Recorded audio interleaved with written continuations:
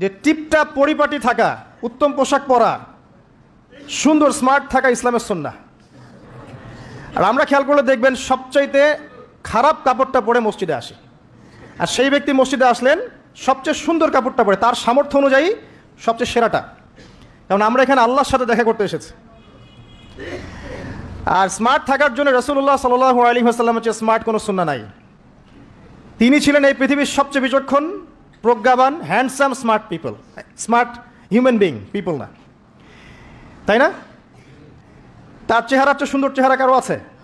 তার চেহারার চেয়ে সুন্দর চেহারা, তার চোখের চেয়ে সুন্দর চোখ, তার চেয়ে সুন্দর করে কথা বলা, তার চেয়ে সুন্দর শারীরিক গঠন, তার চেয়ে সুন্দর গায়ের গন্ধ, তার চেয়ে সুন্দর করে হাঁটা, মানুষের সাথে মেশা, ইবাদত করা, আমল করা, আল্লাহর জন্যে সেজদা করা, কান্নাকাটি করা, যত কাজ নবী সাল্লাল্লাহু আলাইহি ওয়াসাল্লাম করতেন তার চেয়ে সুন্দর করে কেউ করতে পারবে?